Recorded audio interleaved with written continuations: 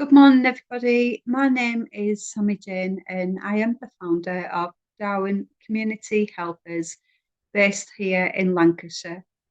And I just want to share an experience that myself and my partner went through just last night. So it is still quite raw, and I'm just still feeling a little bit numb and a bit emotional about the whole experience. I just think it's very important to highlight these topics. There are many wonderful organisations out there, charities, community groups, that are doing so much to raise awareness. However, I just feel inside that when it's a personal story that you can share with other people, I just find something very powerful about it. And so that's what I want to do today, just share with you guys what happened to me and my partner yesterday. I hope it never happens again. However, potentially it could. And so I feel it's very important that people are equipped with what to do if they ever found themselves in that scenario, because it could mean a matter of life and death. Thankfully, for myself and for my partner, the outcome turned out to be good. Um, but it could quite easily have gone the other way, and it just does not bear thinking about. So yesterday, my partner and I, we attended one of his work colleagues' wedding events. Um, And for those of you who know me and don't know me, some that do know me will probably find this to be quite a shock, considering the work that I do in the community. But I do actually suffer from social anxiety. And yesterday, I was trying to think of every excuse I possibly could in my head to not attend this event. My anxiety was literally off the scale yesterday. I'd not been well during the week with COVID, so I'd been at home, and I just weren't in the right frame of mind to be gone to a wedding. And so it soon became apparent that I couldn't get out of not going. I had to go. I wanted to support my partner. There's nothing worse than turning up at a wedding on your own. And this was an opportunity for me to meet many of his work colleagues. So when I realised, that there was just no way getting out of going, that's when the thoughts came. What am I going to wear? How am I going to have my makeup? How am I going to do my hair? Who's going to be there? What time do we need to be there? How long are we going to be there for? Um, how many exits is there in the room where we're going to be having the event? Oh, it was just, it's a whole process. Trust me, it's a whole process. And the severity of it actually depends on how I'm feeling that day. And as I say, I was not feeling too great yesterday. It's been a really tough week, and yeah, so but I knew I had to go. So there was just no getting out of it. So I got all ready, and we attended the wedding, which was absolutely lovely. One of the things that I always feel anxious about is people looking at me. Are they judging me? Is there something wrong with me? Oh, honestly, for those of you that suffer with anxiety, you'll be able to relate to what I'm saying to you. But it is a whole process and it can be draining. But I did go to the event. It was absolutely amazing. My partner's work colleagues were lovely. It was so nice to finally meet them. And yeah, we had a really good time. So we left the venue because my partner was due to be at work very early this morning. And whilst we were in the car, we're on the motorway, and we were just chatting about the evening, just general conversation after you've been to somewhere like that, just saying how lovely it was and the people were really nice. And we're on the motorway, and then I saw somebody on top of the bridge at the other side of the railing, and it was the most terrifying experience I've ever witnessed. So I turned to my partner and I said, "Oh, there's somebody at the top of the bridge there. They're on the other side," and I was panicking because they were at the other side of the motorway. And for a moment, my partner thought maybe I was just seeing things. I'd had a few drinks, and I was like, "Paul, I promise you, I swear on all of my kids' lives, there's somebody at the top of that bridge." I said, "We need to get to them. I need to reach out to them." So we quickly got there, like as soon as we could, safely, obviously. And as we approached the scene, literally, I said to my partner, "Phone the police." And I got out of the car, and I approached them carefully. And I just started talking to the person. Now, I have got a fear of heights, and I was absolutely petrified, but I didn't want to show that to the person. Um, and so I was shaking, I was cold, I had high heels on. Obviously, I was dressed for a wedding. Um, and so God knows what that person must have been bloody thinking. But oh, honestly, it was horrible. It was a horrible situation. I just tried to find some common ground with this person to just keep talking to them as long as I possibly could. Um, for a moment, the person sat down on the ledge as we approached the scene.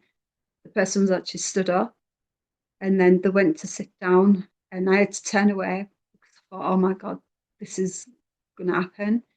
Anyway, they were just sitting down, I assumed, just to get a bit more comfortable. So then a couple of other cars had obviously pulled up, and the person was like telling me didn't like all these other people there, had autism. And in 2021, I had actually graduated from university, having studied applied psychology with counselling and health. And so I had quite extensive knowledge of a lot of medical conditions, especially neurological. And so I understood, that this person did not need all of these people like being around them. So politely, I asked the other people to just stay back.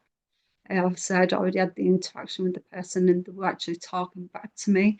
And I even got a smile out of them at one point, which was heartfelt. Um, and so then the police arrived and just said that we could leave. Honestly, like being a mother myself, um, I just wanted to get hold of the person and just give them a great big hug and just tell them that everything's going to be all right. There's help out there. Um, you just need to find it. And but obviously the police took over, and we ended up obviously driving off, and my partner thankfully had seen that the police had managed to get this person back over on the other side, so I knew then they were safe. But as soon as I got back in the car, oh my God, I was shaking uncontrollably. I felt numb. I was just crying. It was just a huge relief that I knew the person was going to be all right on this occasion. But it could have ended so tragically.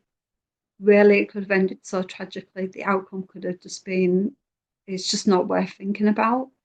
I really, truly do hope that this person gets the help that they need.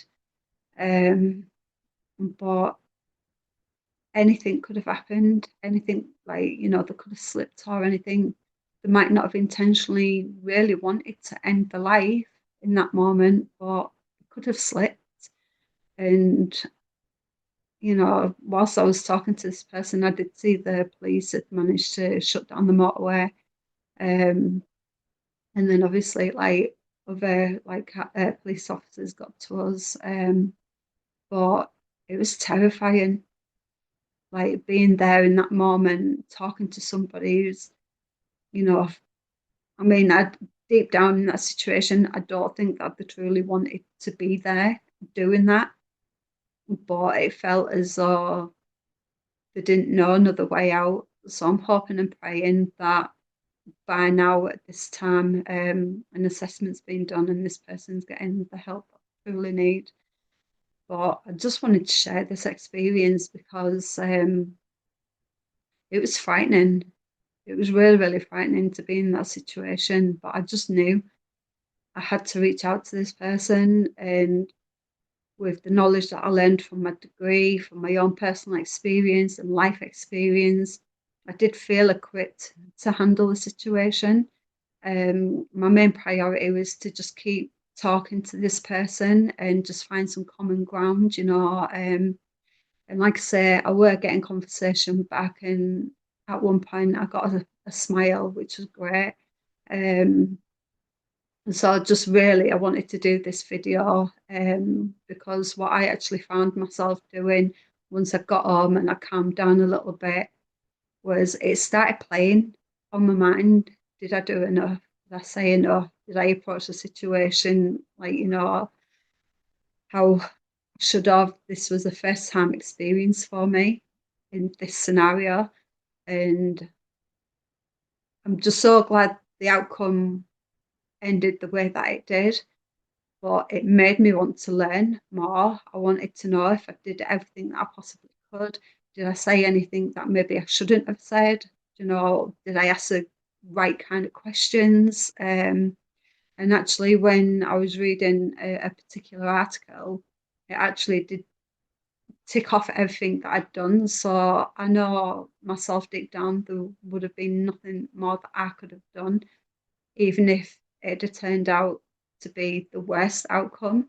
Um, but I do feel like I was equipped to deal with that situation just because of the knowledge and everything that I learned from my degree. And I'm not saying that you have to go and do a degree to be able to handle a situation like that, but I do feel like it's important that people do educate themselves on how to approach a situation like that, to be able to ask the right questions, you know, and just to remain calm and just be with that person in that moment because they obviously feel so alone. But in that moment, you're there with them. They know that they're not alone in that situation, you know. But yeah, oh, just still thinking about it now. Like I said, I'm so happy that it turned out to be the outcome that it did. I do know that it's not the outcome for everybody. And so I just wanted to do this video just to raise a bit of awareness about it, you know. I'm going to include a link in this video where you can go and access free online resources just to improve your like awareness of it. Yeah, because I do feel like, you know, I think it's something that we should all be prepared for if we ever found ourselves in that situation. We don't ever think we're going to be. I certainly didn't think I'd be in that situation, but I was last night and I had the knowledge and everything to deal with it. I understood like the conditions that this person suffered from, so I knew how to handle it.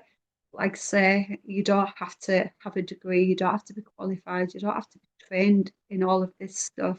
Just, you know, just go and learn some knowledge on how to, you know, approach this situation. If you ever find yourself in it, you could be out just with your family, you could be out, you know, walking your dog.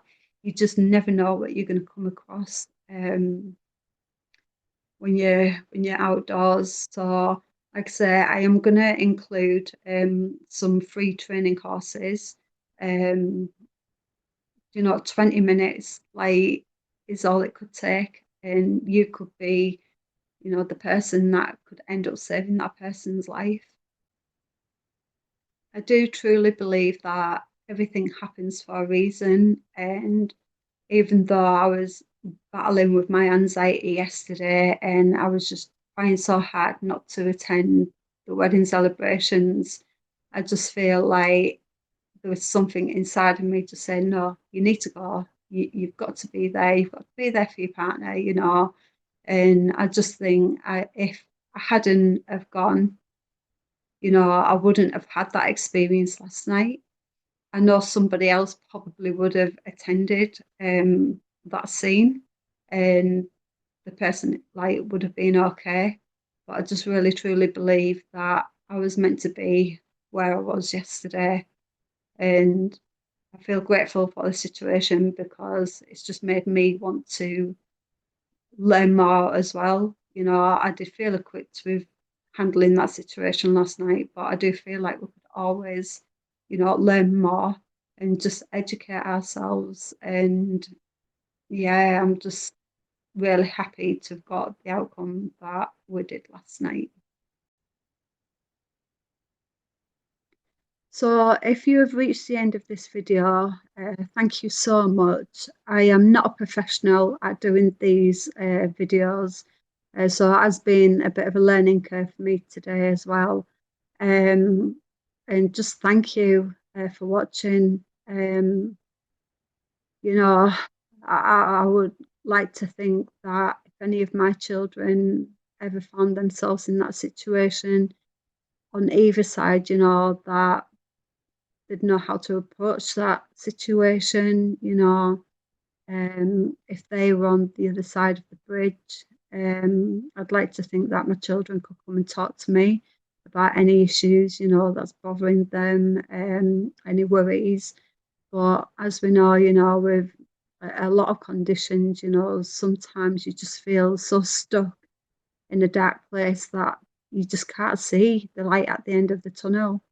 And so I would really expect somebody to, you know, approach that situation, you know, with kindness and careness and sensitivity and empathy, and to definitely not assume that that person will not jump because you do not know that person and their frame of mind.